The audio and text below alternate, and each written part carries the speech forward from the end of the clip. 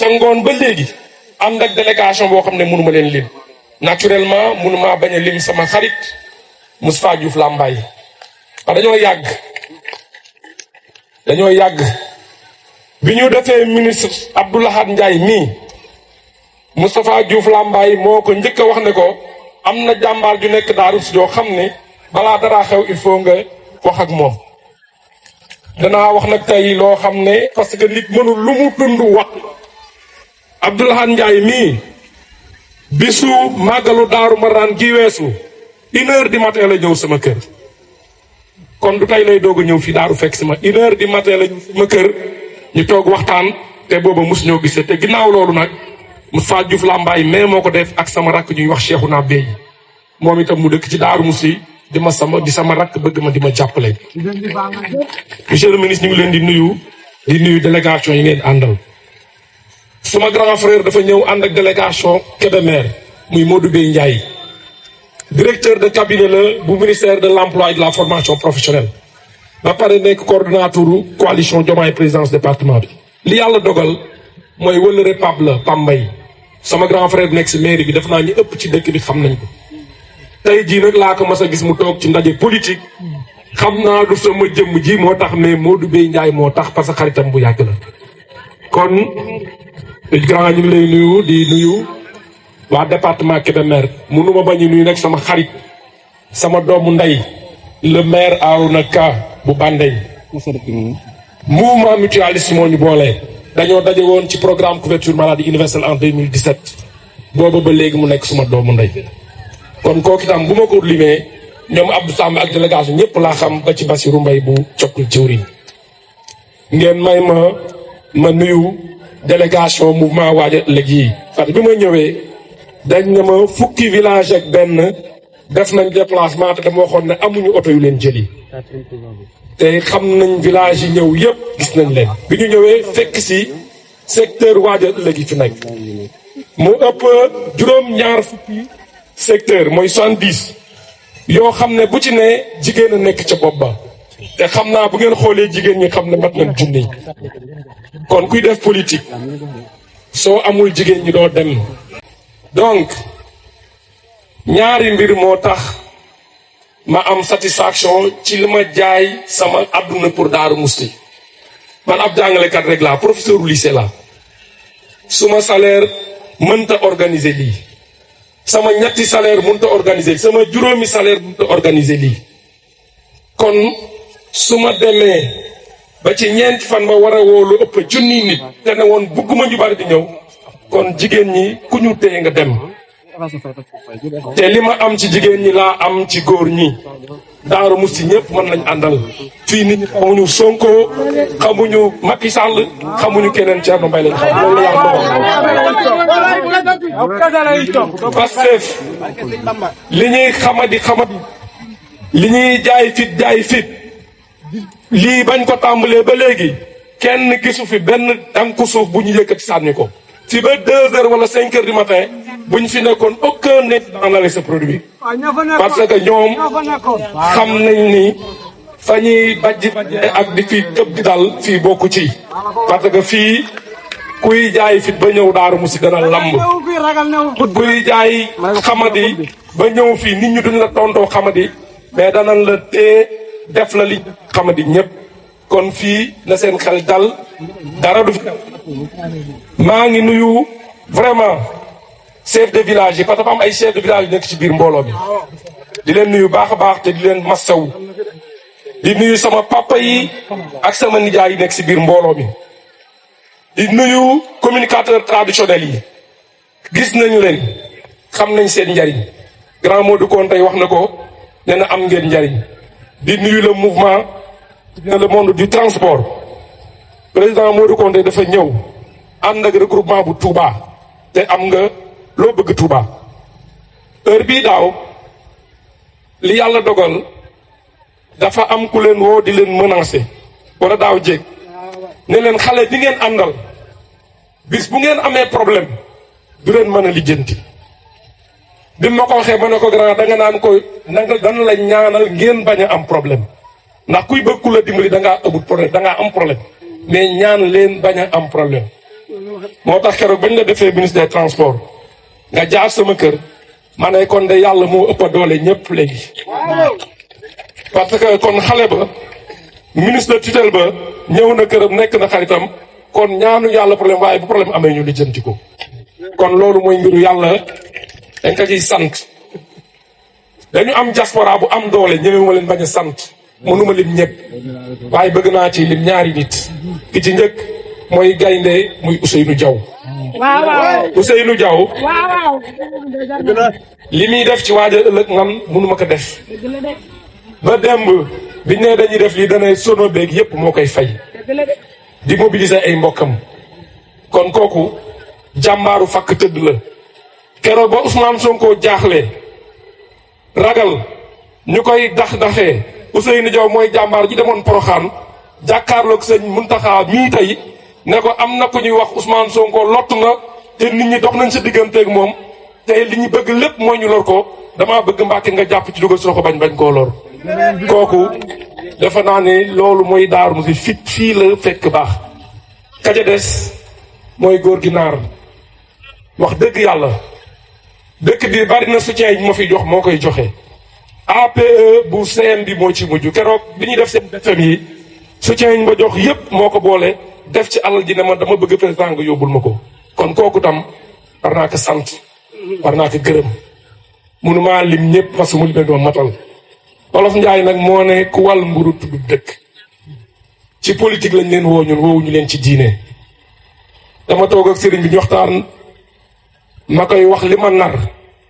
keroog ba jógee Dakar boo ko wax pare sëriñ bi ne politique ba mu tuddee politique la jeex ndax nag politique mbiru intérêt la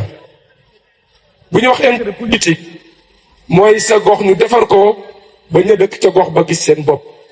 dinaa joxe misaal yu tuuti dëkki cosaan ngi fii Ndangu Sall ngi nii ak Jëbët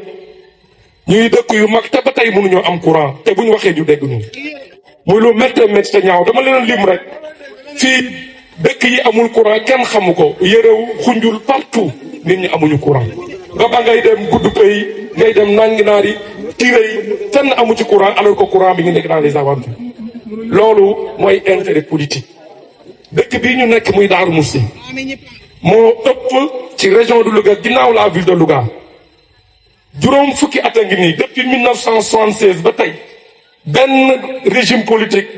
defu fi tali bu too jógee fii dem ba ci tali bee amul benn régime politique bu fi def 1 kilomètre tali ci dëkk bu toll nii amul benn aménagement urbain amul benn voirie dëkk bi li muy rëy amul pédiatre mooy docteur bi nga xam ne mooy faji gone amul fii ci dëkk bi Daaru Muxti ku fi bëgg carte d'identité nationale wala passeport 4 heures du matin nga yeewu dem Kébémer wala jànnoti dang pour ci kayit te muy dëkk borom Daaru Muxti lu ñaaw la bu ñu ko doon lim du ñu matal loolu nag lañ ne mooy intérêt ci politique te dëkk boo xam ne gisoo loolu ci sa dëkk politique ba nga nekk mbaam sëf lañ la ci def te man kenn du ma def mbaam di ma sëf te du ma nangu def ko waa Daaru Muxti également parce que su boobaa dafay mel na ñun doon ñu dara ci Thierno Birahim kon looloo tax ñun kenn mënuñoo nax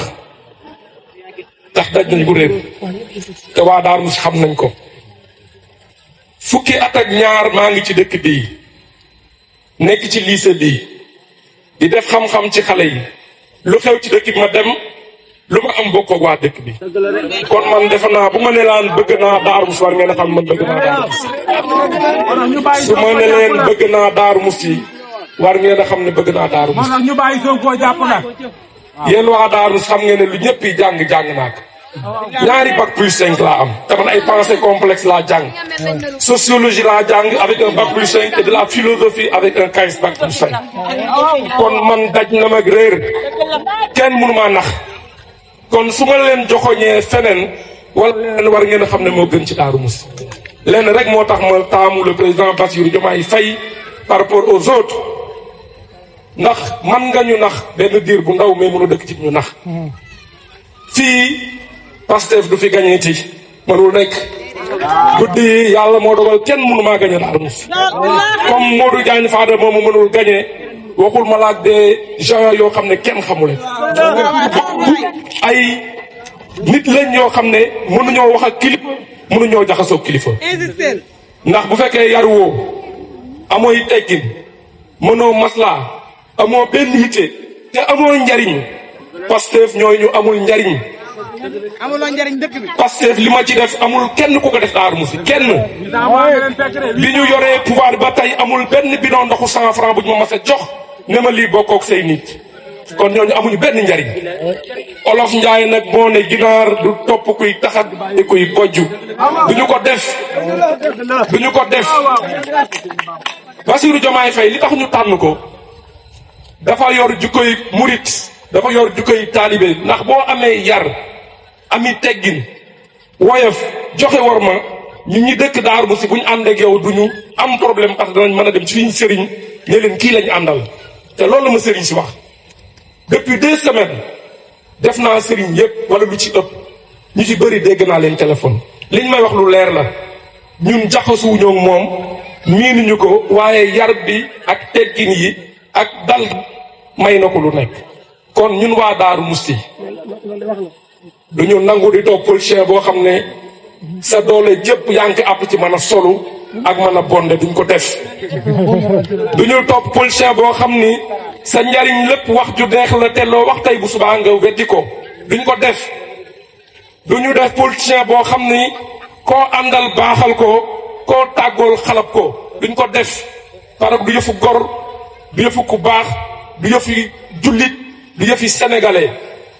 dañoo am des intrus dans l'arène politique sénégalaise des gens qui n'ont aucune compréhension de la société de notre pays. parce que boo xamul sa réew mooy tax ngay mel nen ni sëñ Sidi Maxtaar moo waxoon ku yarul doo yor dara ko mu li teggin doo teggi dara te loolu moo fi nekk. kon yéen waa Darou Mousty maa leen di wax fii ginnaaw yàlla ak yonent bi ak Serigne Touba ak Maam Thierno Birahim Bassirou Diomaye Faye moo gën ci ñun ci guddi yi dañ ko jàppale ca topp ko. de prononcer quelques mots en français pour que nos amis journalistes puissent avoir quelque chose à mettre sur le dent. Effectivement, le mouvement Wadjen que nous avions lancé en 2022 a décidé, après avoir accompagné le Pastef de 2022 à 2026, de prendre parti par rapport au contexte politique qui s'impose à nous. Dès l'instant que la coalition Diomaye Président s'est démarquée et a décidé de mettre sur pied un parti présidentiel différent de Pastef, nous avons décidé de cheminer avec le président de la République, d'intégrer le nouveau parti qui va naître et de faire de sorte que Darou Mousty puisse bénéficier des projets et des avantages que la République offre. Autrement dit, il n'est pas question pour nous Darois de suivre des vendeurs d'illusions, des gens qui n'ont aucune compréhension de leur nation, des gens qui n'ont aucune vertu et des gens qui ne sont pas des républicains. Entre la République et la barbarie, nous avons choisi la République. Nous les Darois, nous avons exprimé à l'endroit du président de la République, représenté par les ministres Adjumoso, ministre chef de cabinet du président de la République, et le ministre Abdoulaye Ndiaye, ministre des Transports, que Darou Mousty était une ville délaissée. Depuis 1976, aucun programme constant de l'État n'a pu être déroulé à Darou Mousty. Nous manquons de tout. Sur le plan des infrastructures sanitaires, par rapport à l'aménagement urbain et à la voirie, même l'eau manque à Darou Mousty. Voilà 6 mois que les Darois n'ont pas d'eau et la plupart des ménages dépensent énormément d'argent pour avoir ce liquide exclusivement précieux, alors que la ville de Darou Moussi est la deuxième agglomération la plus grande après la ville de Louga. Darou Moussi également est la deuxième capitale du mouridisme après Touba. Et nous pensons qu'une ville comme Darou Moussi n'a pas le droit de tourner le dos au président de la République. Une ville comme Darou Moussi n'a pas le droit de saboter l'action républicaine. Une ville comme Darou Moussi n'a pas le droit de suivre des aventuriers. Une ville comme Darou Moussi n'a pas le droit de suivre des gens qui ne sont pas bien éduqués. Et une ville comme Darou Moussi également n'a pas besoin de va-nu-pieds qui n'ont aucun message à délivrer qu'à insulter, qu'à dénigrer.